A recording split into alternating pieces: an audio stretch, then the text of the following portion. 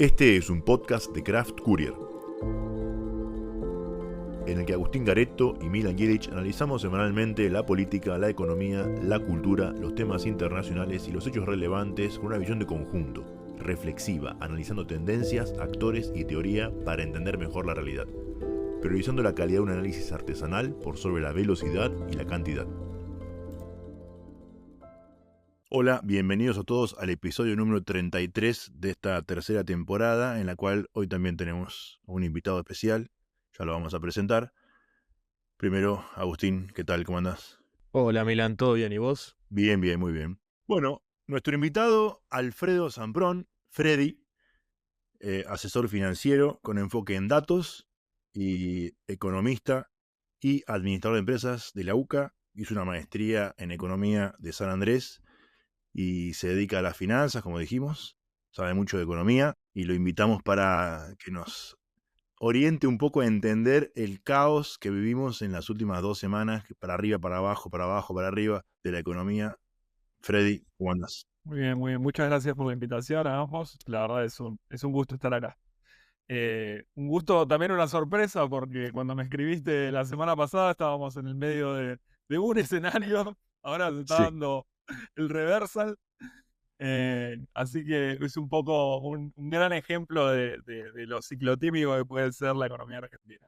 Siempre mencionamos aquella frase, ¿no? Que te vas de Argentina un mes y cambia todo, te vas 20 años y es todo igual, ¿no? Y esto fue, en 15 días, fue la Argentina pura. Así que bueno, vos andás publicando unos videitos muy buenos últimamente en redes y a raíz de uno dije, sí, Freddy nos va a ayudar a entender qué estuvo pasando estos días. Y fundamentalmente entender las tendencias de largo plazo, con teoría, con explicaciones profundas de abajo, ¿no? No solo la coyuntura, el dólar subió de 1.400 a 1.500.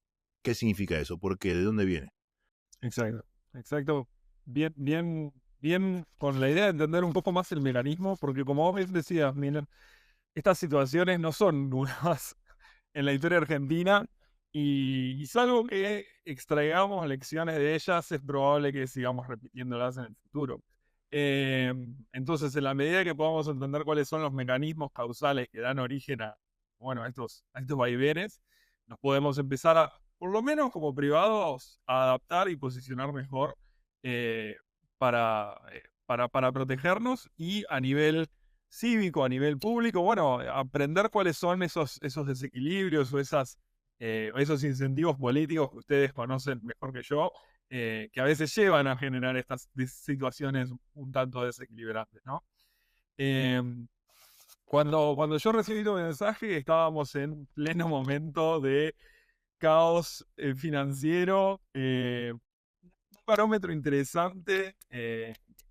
Es ver como el micromundillo de Twitter Argentina financiero que tiene esta dinámica que sale un tweet que dice: salió mal una licitación, están los francotiradores en el Banco de Galicia ahí a punto de empezar a defender la corrida, y a los 15 días salió una licitación bien y estamos salvados, y de repente bueno, estábamos a mi criterio en un momento de gran pánico, gran desasosiego, principalmente por lo que yo interpretaría como, no sé si necesariamente una corrida, pero sí el testear estas bandas del sistema monetario y cambiario actual. Es decir, en el esquema que hasta hoy 25 sigue vigente, existe una banda superior sobre la cual el Banco Central empezaría eh, a vender reservas de forma tal de defender esa paridad del peso.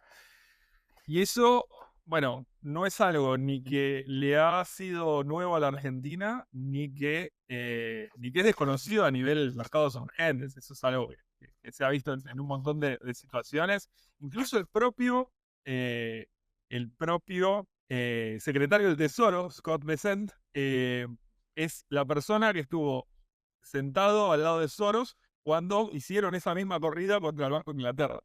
Entonces, en ese sentido, es alguien que me parece que alguna cosa conoce del tema, ¿no? En ese aspecto, hay algunas palabras clave que me gustaría que, que charlemos.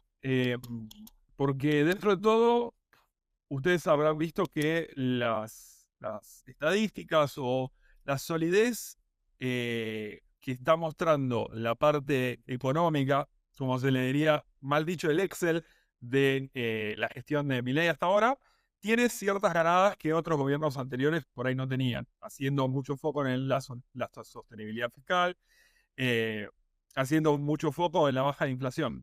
Y eso da buenos fundamentos para estar más sólido ante una situación de este estilo. Ahora bien, hay una serie de aspectos en la literatura en donde se hace esta pregunta. Bueno, este país numéricamente estaba sólido, que asumamos que sea el caso para la Argentina hoy. No me preocupa discutir si es el caso, pero supongamos que sí. ¿Por qué puede suceder una de estas crisis? Bueno, si hay otros objetivos que puedan hacer si hay otros objetivos de un gobierno que puedan hacer que se deje de defender una paridad por cumplir mejor con objetivos de inflación o cumplir mejor, en particular en la Argentina, con objetivos de desempleo, bueno, hay un incentivo de los participantes del mercado a testear si empujo esta banda como para ver si provoco esa reacción de, bueno, me soltaste la mano porque necesito proteger el desempleo y la inflación. Ahí los trabajos en particular de pensar en equilibrios múltiples, ¿no? Eh, por ejemplo, el trabajo de Osfeld, que después les paso, después todos los papers que nombre les paso las referencias, así quedan en la Sí, descripción. la ponemos en la descripción, así es. Pero que justamente hace la pregunta, ¿no? ¿Tenés un buen equilibrio? Bueno, se pueden dar situaciones en donde si yo sé que vos no te bancás que haya gran desempleo, te puedo forzar la mano a que dejes de defender la paridad y yo tener una ganada como actor del mercado, como un privado, digamos. Y ahí viene un concepto muy importante para estos aspectos que es el precio sombra, digamos, que sería cuál sería el precio al cual cotizaría el dólar en este caso al momento de que de que se deje de defender la paridad. El precio sombra un poco lo que nos dice es, si hoy dejan de defender la paridad, ¿en qué momento, si hoy dejan de defender la paridad, en qué valor quedaría el dólar al dejar de defenderlo? Y un poco la lógica de esta segunda generación de papers nos habla de que ya al momento de que donde la paridad y el precio de sombra estén más o menos en niveles parecidos, yo como participante del mercado tengo un incentivo a atacar y ver si se suelta. Porque en el momento que se suelta, que le tuerzo la mano al Banco Central, digamos, tengo una ganancia casi instantánea. Incluso me podría endeudar, por ejemplo, en pesos para ir al dólar y después, una vez que se libera esta paridad, devolver todo y terminar con una ganancia, algo, eh, algo bastante instantáneo. Eso es lo que... Y entonces por eso se suceden este tipo de cuestiones de gran coordinación de un montón de participantes que parecen estar yendo a comprar. Pero esto, digamos, para desmitificar un poco, no hablo necesariamente de grandes fondos, todos de saco y corbata en las sombras, sino también Doña Rosa saliendo a comprar los dólares porque dice, uy, va a subir. Bueno, eso también es un participante del mercado que está empujando contra de estas mismas bandas. Creo que es interesante, cuando hablaba yo pensaba, es interesante verlo desde este punto de vista de ganancias de tu inversión dentro del mercado. Podés comprar zapallitos y venderlo, podés comprar autos y venderlo, podés comprar dólar y venderlo, ¿no? Un producto más y pensar con esta lógica de, bueno, hay gente que tiene dinero, quiere invertirlo, compra y testea a ver si el marco que hoy rige funciona y si no funciona va a ganar un montón. Porque creo que el gobierno, una de las cosas que plantea es, lo hacen para voltear al gobierno. Bueno, eso es una lectura, pero la otra también puede ser, es gente que quiere cuidar su patrimonio o tener una ganancia porque cree que lo que dice el gobierno no lo va a poder sostener. Entonces, hace una apuesta. Como si decís, apuesto porque Argentina va a ganar el Mundial. Podés ganar o perder. Sí, incluso una de las cosas que tiene de muy interesante, siguiendo con esta analogía de apuesto que la Argentina va a ganar el Mundial, es que probablemente que vos apuestes a que la Argentina gane o pierda, no tiene no modifica en nada la probabilidad de que Argentina gane o pierda. Pero en este caso sí, se sucede esta cuestión de que si un montón de participantes están apostando a que, en este caso, el gobierno no puede defender la banda, cada vez se hace más difícil para el gobierno justamente defender la banda. Entonces está esta cuestión de la profecía autocumplida que se da en el equilibrio malo de no pude defender la banda. Es decir, esa apuesta a proteger mi dinero y eh, buscar testear esta apuesta afecta la probabilidad de que esto realmente suceda. Eh, la realidad es que, bueno, una de las cuestiones interesantes es que esto, eh, este esquema de, llamémosle, flotación administrada o distintos esquemas que la Argentina ha ensayado, que básicamente todo, con cepo y 80 tipos de cambio distintos, desde la época de Martínez de Oz, la tablita, tipos de cambio más bien fijos como lo que fue la convertibilidad, un montón de experimentos, pero la realidad es que la Argentina ha tenido muy breves experiencias con flotar y cada vez que sucedían había cuestiones de, bueno, aparece una corrida y, o por lo menos el temor, el temor de una corrida o la sensación de una corrida, que eso aparentemente afectaría la parte política.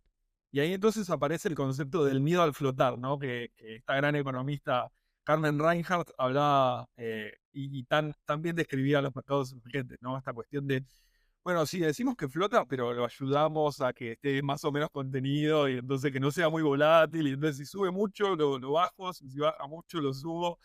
Y entonces, a pesar de que muchos bancos centrales no lo comuniquen así, se observaban este tipo de dinámicas, ¿no?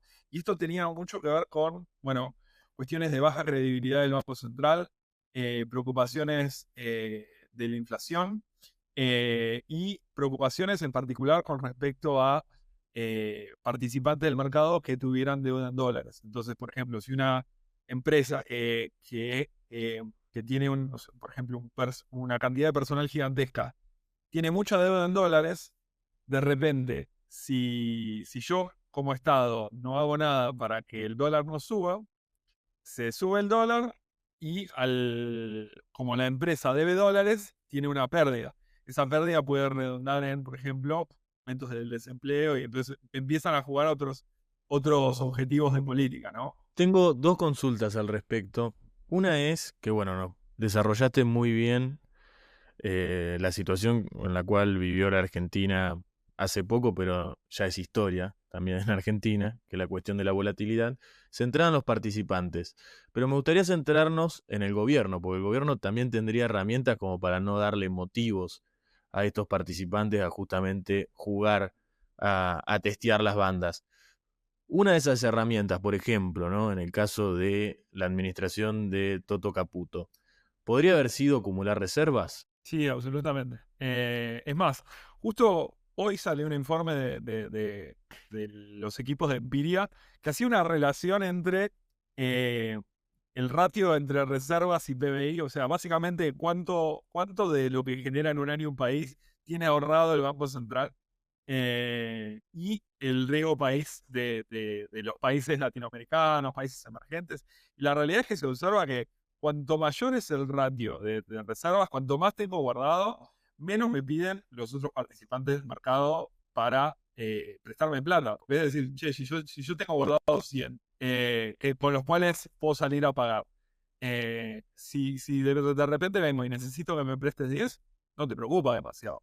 En cambio, si te estoy pidiendo 1000 y tengo 100 solamente guardado, ahí me vas a empezar a pedir un montón de condiciones. La realidad es que en este contexto, el objetivo de defender la banda cambiaria está contrapuesto contra el objetivo de acumular reservas. Es decir, si de repente hoy pusieran, suponete, la banda inferior en 1500 y la banda superior en 2000, estaríamos en un contexto en donde el central podría tener un montón de compras de reservas, el dólar naturalmente subir y, bueno, las consecuencias que eso tiene. Que entiendo, ahí me explicarán mejor ustedes que yo, que tienen un componente político de primer orden, ¿no? En especial por el caso de que hemos siempre manifestado, que bajar la inflación para Milei no era un plan económico, sino un plan político, que mantiene a la gente, bueno, esto es lo que quieren, yo les doy esto, ¿no? Y claro, si sube el dólar, es un precio más, pero un precio importante a lo cual están atados otros y subiría la inflación. Ahora, para aportar a esta idea, ¿no? De si hubieran acumulado reservas, tal vez la corrida no hubiera sido tal. Uno siempre piensa, bueno, tenés que pagar 10.000 millones de dólares más o menos el año que viene, unos 5.000 en enero y otro tanto más adelante. Si en el periodo en el cual pudieron comprar, los hubieran comprado, y ahora te los muestran, ¿no? Así te dicen, mira, acá tengo los 10.000 para el 26, los tengo acá. ¿Quieren correr al dólar? Y córranlo. Yo los tengo, ya están acá, los tengo en la mano. ¿Los ves? Mira cómo suenan. Listo, ya está. ¿Qué corrida te van a hacer si... Es más, decís, bueno, libero el dólar. Y arréglense entre los privados, porque mi tarea como Estado, que es pagar mis deudas, lo tengo cubierto, al menos por el 26. Después el 27, bueno, si el dólar se va muy alto y aumenta la inflación, también aumenta tu recaudación y tu capacidad de comprar más dólares al nuevo precio. Ya estás cubierto también. Sí, en ese aspecto, bueno, ni hablar de cuestiones vinculadas a lo que sería el pass-through bueno, el impacto del dólar en la inflación, que eso a nivel costos políticos es relevante, pero tampoco nos tenemos que olvidar un poco lo siguiente. Hay un trabajo muy interesante de Javier García Chico, un profesor argentino, que habla un poco de que este pass-through en realidad depende de la política monetaria esperada y no es neutral a lo que los participantes esperan que el Banco Central vaya a hacer. Es decir, hay un componente que también tiene que ver con la política monetaria después de este evento de que sube el dólar y no es algo exclusivamente lineal de subió el dólar, entonces ahora van a subir los precios de la misma manera. Y un ejemplo de eso es lo que muchas veces hemos mencionado de Brasil. En Brasil, hace pocos meses, el dólar aumentó muchísimo y los precios se quedaron iguales. No cambió en nada. Y las reservas del Banco Central Brasilero son bastante abultadas también. Sustanciales, sí, sin duda. En ese aspecto hay un par de cuestiones para mirar también vinculadas a la deuda, porque en la medida que yo defiendo como gobierno la banda cambiaria, estoy usando dólares que podría haber usado para pagar la deuda. Esto que vos traías hace un ratito, Milán. Y entonces ahí empieza la lógica de preguntarnos por qué los estados efectivamente pagan la deuda cuando la tienen que pagar y no dicen, bueno, paga otro y me arreglo los platos rotos, ¿no? Y más que en la Argentina es un tema que es siempre presente de una deuda legítima e ilegítima, hay que repudiarla, no repudiarla. Hay algunos modelos dentro de la economía, un clásico, habla de Eaton y Gersowitz, que hablan de como los estados como agentes racionales en donde hacen el cálculo, ¿no? La cuentita de almacenero de decir si me conviene defoltear a esta deuda o no en función de cuáles son los costos que tengo en el futuro. Pero después hay otra serie de costos que por ahí ese análisis no necesariamente ve. Por ejemplo, son las disrupciones que tiene el comercio internacional al momento de estar en una situación de cesación de pago como país. Incluso el sistema financiero doméstico. Un gran ejemplo de esto lo podemos ver durante esta misma semana que muchas de las entidades, las sociedades de bolsa, por ejemplo, hoy llamadas ALIC, tienen obligación de reportar al regulador sobre cuestiones patrimoniales de la empresa, ¿no?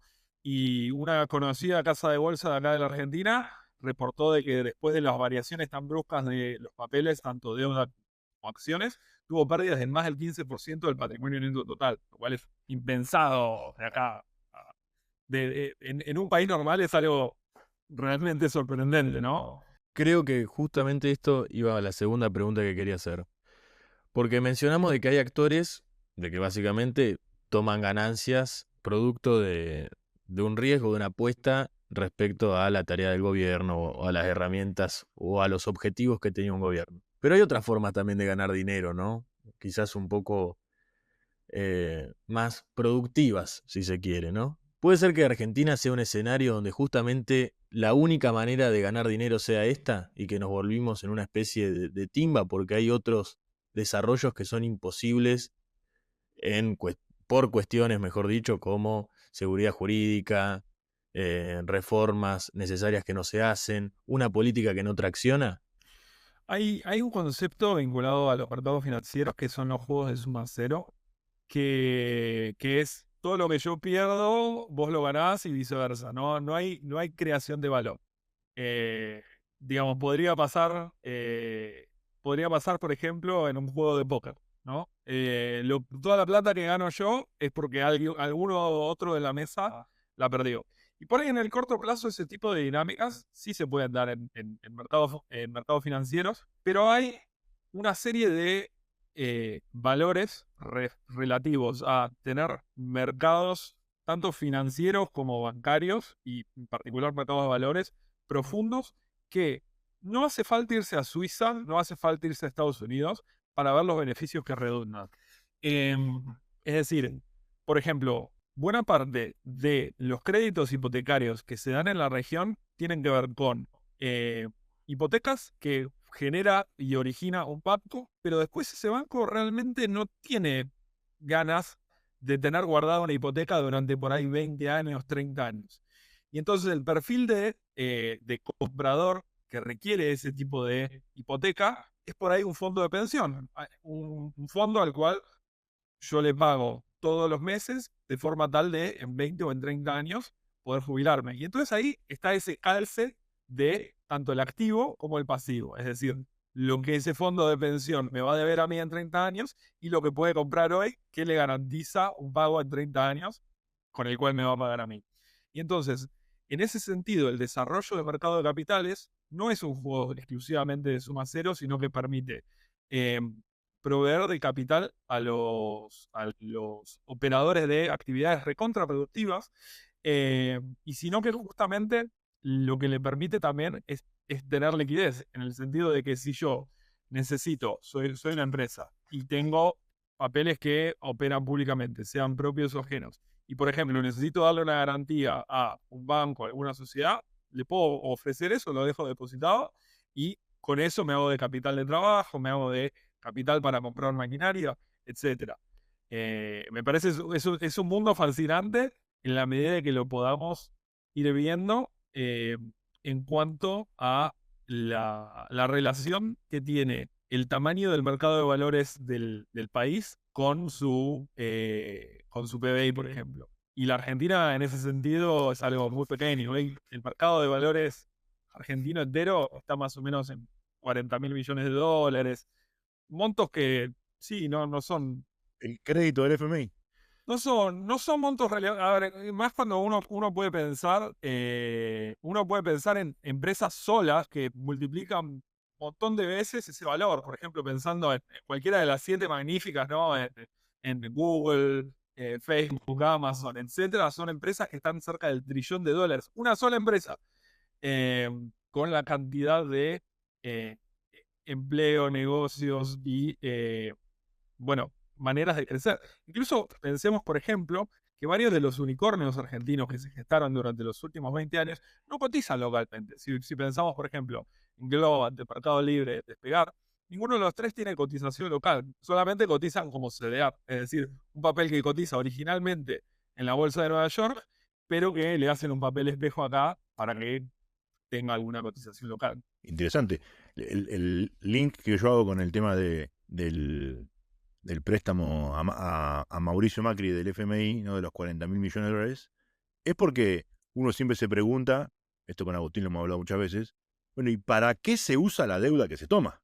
¿No? Porque, no sé, podría haber tomado eso mismo el kirchnerismo y haber nacionalizado todas las empresas de Argentina que cotizan en bolsa, si le gustara, por ejemplo. ¿No? Pero podría ser, porque tenés líquidos, tenés la plata. También pueden hacer autopistas, rutas, ferrocarriles, puertos, ¿no? Bueno, en ese sentido, sí. Un solo aspecto me parece útil para por lo menos ampliar la mirada.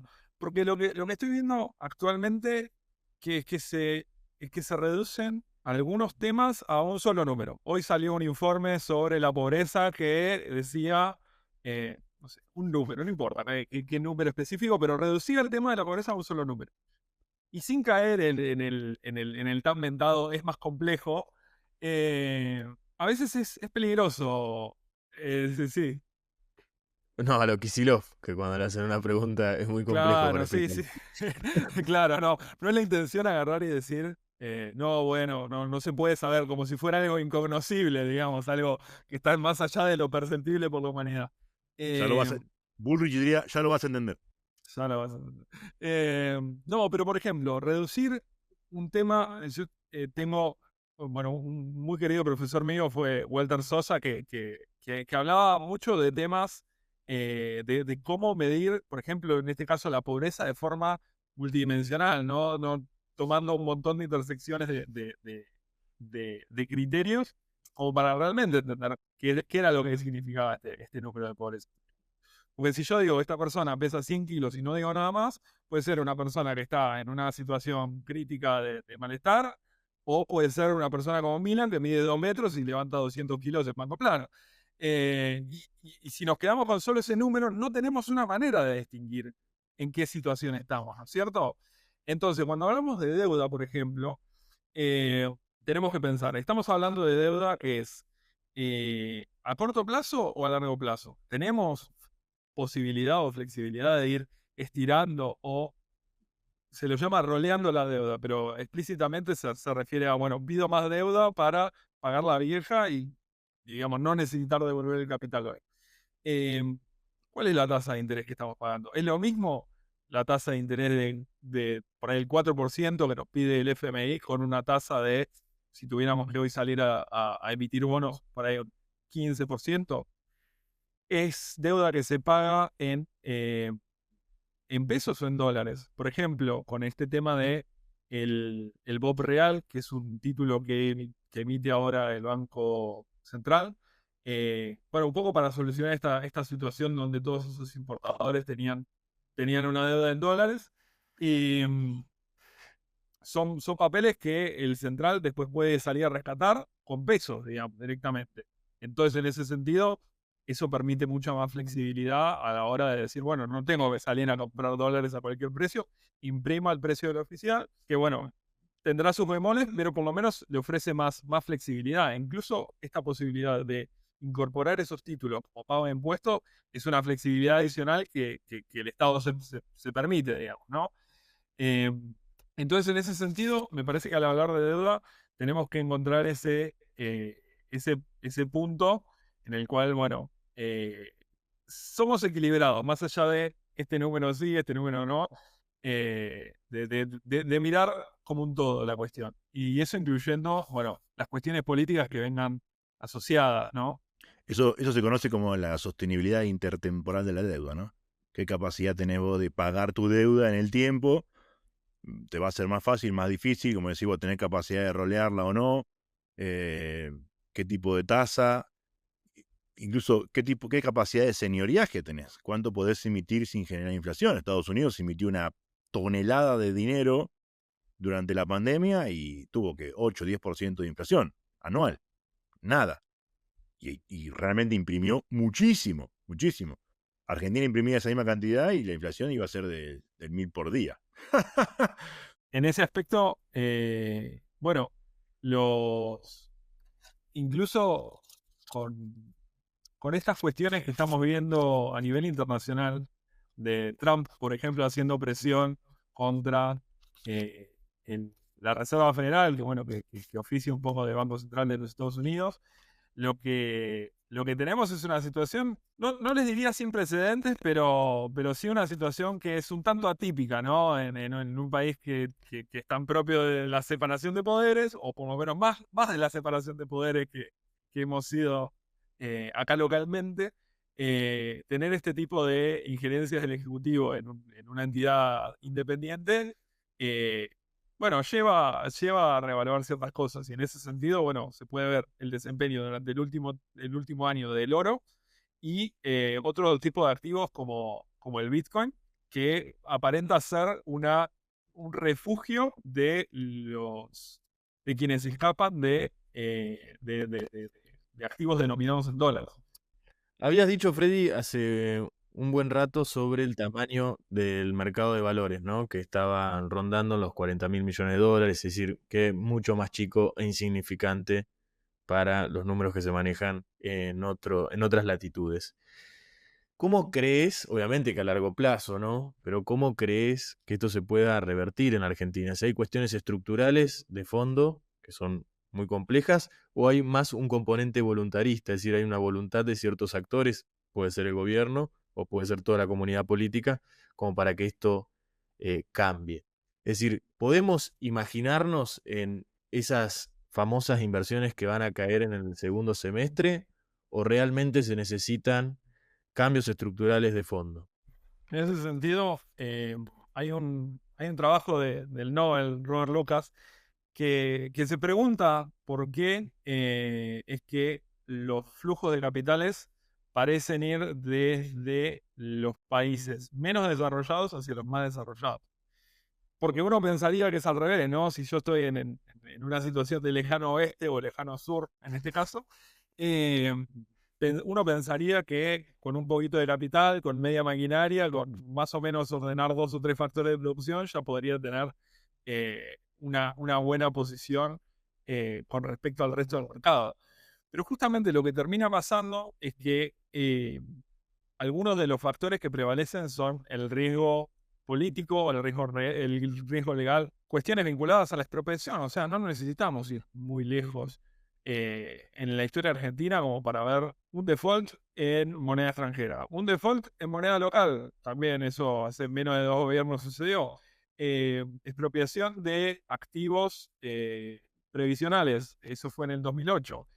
Bueno, crisis bancarias que han llevado a la especificación asimétrica, un gran ejemplo. Ese es uno de los ejemplos que cita Acemoglu en ¿por qué fallan los países? ¿No? Ese tipo de confiscaciones son cuestiones que hacen que hoy por hoy una persona de clase media acomodada, si puede tener la oportunidad de abrirse una cuenta en el exterior y depositar sus capitales ahí, va a dormir bastante más tranquilo. Es interesante y creo que es una de las cosas que hoy se están hablando, por lo menos en parte de la academia, porque se tiende a suponer de que en el régimen democrático uno está más seguro, pero surgen países como China, donde también aparentemente es más seguro invertir. ¿Coincidís en ese punto o crees que estamos todavía en un momento, una especie de primavera y que en algún momento eso se puede llegar a caer? Mira, la economía china durante los últimos 20 años tuvo un crecimiento en cuanto a lo que es PBI, que es realmente inusitado en la historia de la humanidad. Ahora bien, si uno mira el desempeño de una inversión hace 20 años en los mercados de valores chinos, si uno mira, por ejemplo, el monto en dólares, más o menos estaría palo a palo. Estaría empatando. Entonces digo, me tomé el riesgo de estar invertido en un país que todavía no es desarrollado, que tiene millones de reglas puntillosas, escándalos de corrupción, cuestiones que no son favorables al extranjero. Y además no estoy teniendo un buen rendimiento. Y eso, a mi entender, tiene que ver con que China principalmente priorizó objetivos de exportación, de intercambio de tecnología, en particular buscando copiar patentes, imitar tecnología fabril principalmente, pero también en cuanto a temas de software, en desmedro de lo que sería la profundidad de mercado financiero. Y esto a su vez hizo que, bueno, más allá de la cuestión de inversiones que puedan hacer ciudadanos chinos en lo que es el oro físico o criptomonedas como refugios de valor, también se han dado que no diría inversión necesariamente, pero sí tener como un formato de ahorro o atesoramiento la compra de bienes raíces, en particular en construcción. Entonces, termina pasando que sobran fondos para construir, no hay, digamos, de tanta demanda, y entonces aparecen ciudades fantasmas que son más más que nada un producto financiero que realmente un lugar donde se vive. Entonces, hace un par de años estuvo esta cuestión de eh, las dudas sobre la capacidad de pago de Evergrande, que era esta empresa financiera y de construcción china tan importante, porque justamente de un lado estaban todos los que querían construir, pero después si uno tenía que salir a vender ese piso en una ciudad fantasma, por ahí no veían que sus fondos se habían esfumado porque habían construido un edificio en el medio de la nada, en un lugar donde no vivía nadie.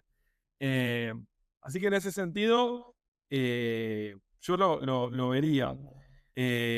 Lo vería con cautela principalmente. Y en un aspecto adicional, también lo que fue particular la segunda mitad del siglo XX nos mostró que bueno, acá seguramente ustedes me sepan completar mejor que yo, pero que muchos de los países que se desarrollaron no eran principalmente democráticos. Pensamos en el ejemplo chino, en el ejemplo de, bueno, genéricamente el sudeste asiático.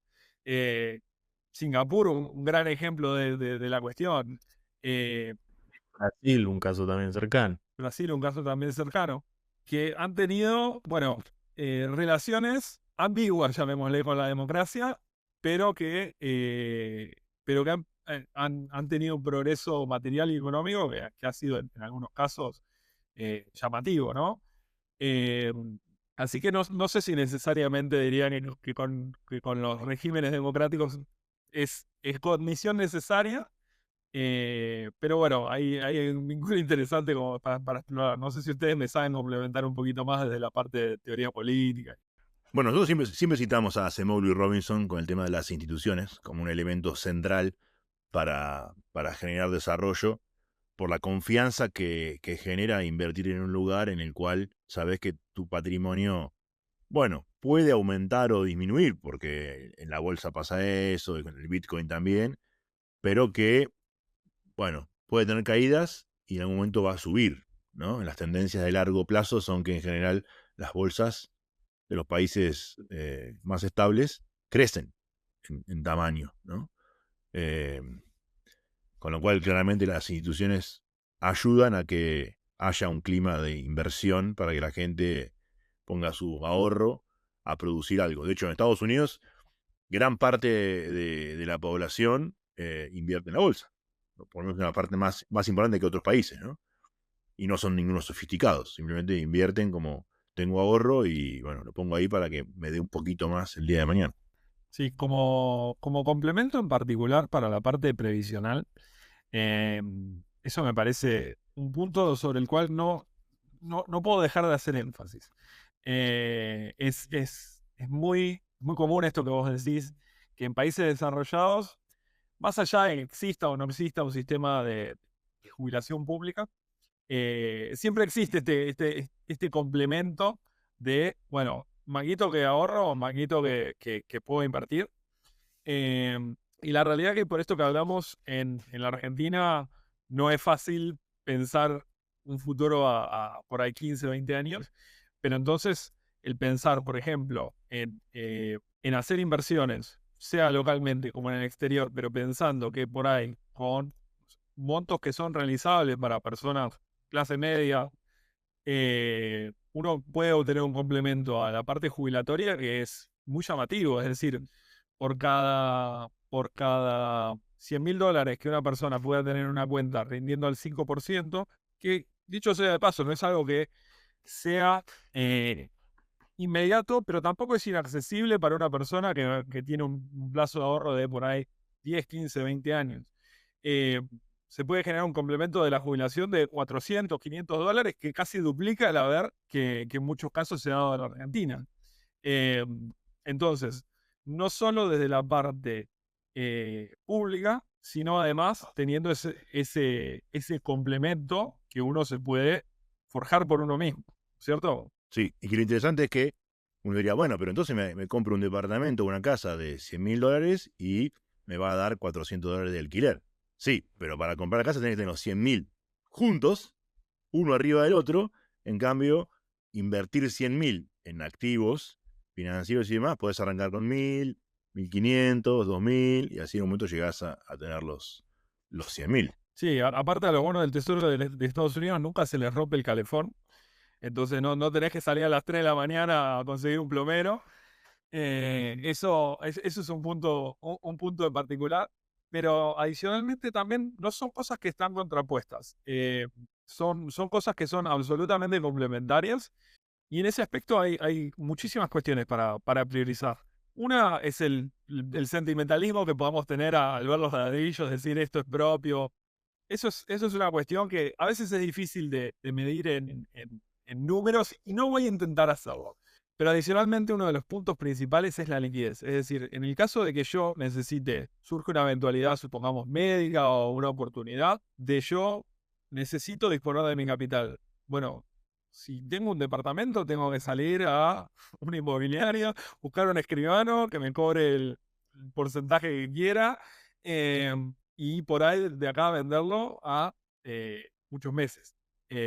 Tengo conocidos que están hace años queriendo vender propiedades y bueno, bajan, reciben visitas, pero hacen el trabajo de inmobiliarios casi ellos, pero sin grandes éxitos. Eso por ahí en un mercado desarrollado, como esto que hablábamos hace un ratito, no sucede, porque estamos operando productos que tienen un valor que es fijo y tenemos 100 compradores de un lado, 100 vendedores del otro, y a todos esos precios que se ofrecen y se subastan, se pueden conseguir compradores, volumen, etcétera. Y eso con productos menos líquidos, como podría ser, sí, incluso el famoso tener el lingotito de oro en una lata en el patio, tampoco sucede. Bueno, ni hablar de los riesgos de expropiación o ley de alquileres o ese tipo de cuestiones que en la Argentina son el eterno retorno. Las instituciones que dice Acemoglu Robinson. Bueno, Argentina que muchas instituciones no tiene, o por lo menos no ha desarrollado muchas instituciones, e incluso como hemos mencionado, la verdad que el mercado tiene un tamaño muy chico para compararse simplemente con los que tiene en la región, pero tiene una diferencia que quizás es coyuntural, que es tener al gran tío Sam cerca, esta vez que le jugó a favor. Tuvimos la suerte de que Estados Unidos nos dé una mano. ¿Cómo es eso? ¿Cómo funciona? Si podés explicarnos un poco mejor de qué se trata este rescate, que literalmente fue así. Creo que ya pasa a ser una especie de héroe nacional, ¿no?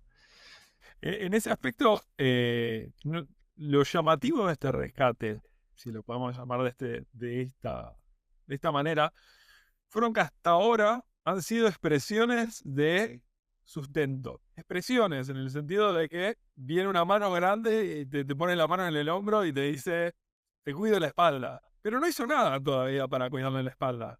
Pero es una mano tan grande que tiene la potestad de torcer a todas las otras manos que estuvieran queriendo atacarme, ¿no? Es tener un Goliat atrás que dice, a ver, ¿quién te quiere molestar en el recreo? Y en ese aspecto no hizo falta que hiciera nada, en el sentido de que ya esa señal fue suficiente como para por lo menos paliar muchas dudas y acobardar a muchos jugadores que estaban operando contra esta cuestión de la banda que estábamos comentando.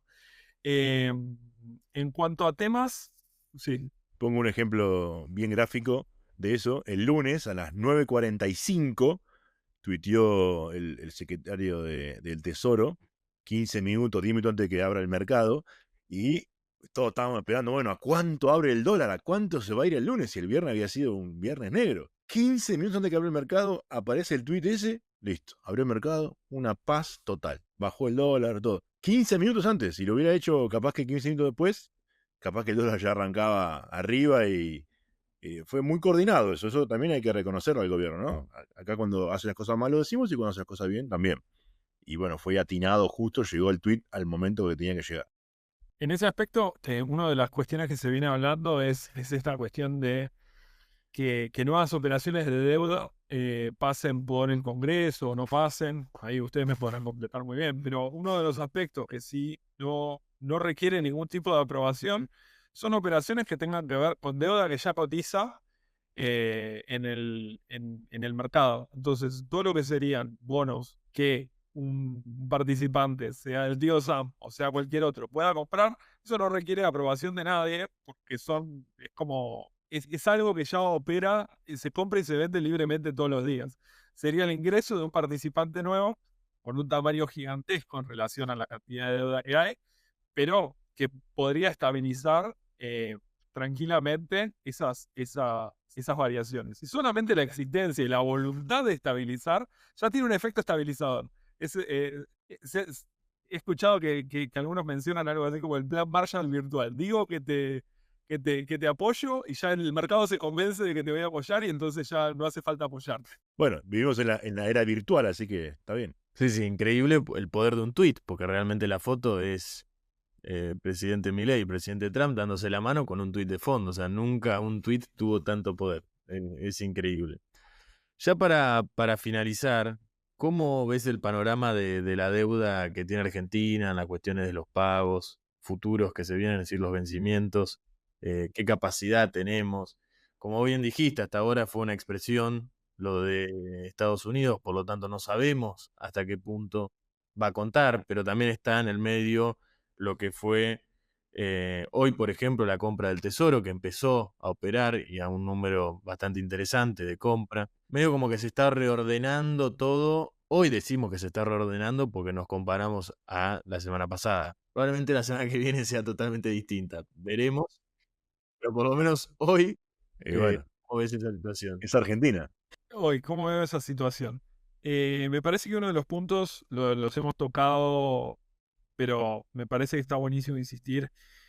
La capacidad que tenga el gobierno de acumular reservas va a ser crítica ante cualquier esquema nuevo cambiario y en particular en cuanto a las capacidades de rolear deuda. Rolear deuda en el sentido de que en general para los países un poco más desarrollados y en general que ya están integrados a los mercados financieros, no necesitan pedir 100 y te los devuelvo a fin de año y te devuelven 100 o 105, lo que sea con los intereses, sino que al final de ese año piden prestado otros 100, devuelven 5 y continúa la rueda para el año próximo. Devuelven intereses y es esta condición que hablaba Milan hace un ratito de la sostenibilidad intertemporal de la deuda, que lo que un poco la condición básica que te terminan pidiendo es que la tasa de interés que te cobran para prestarte plata sea menor a tu capacidad de crecimiento que vos tengas. Y en ese sentido, bueno, hoy por hoy las tasas de interés que está pagando la deuda pública si tuviera que emitirse nueva deuda serían extremadamente elevadas, incluso con todos los tweets que uno quiera ponerle. Pero en la medida de que nosotros podamos hacernos de una situación de reservas sólida, eso es esperable que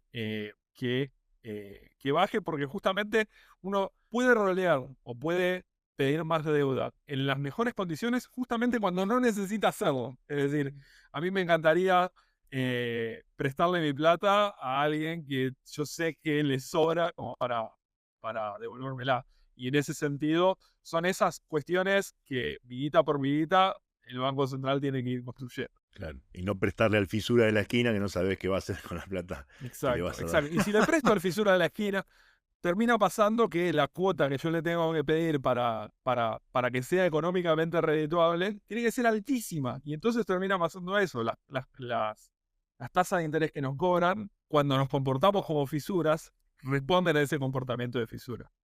Bueno, así que si nos está escuchando Javier, ya sabe lo que tiene que hacer.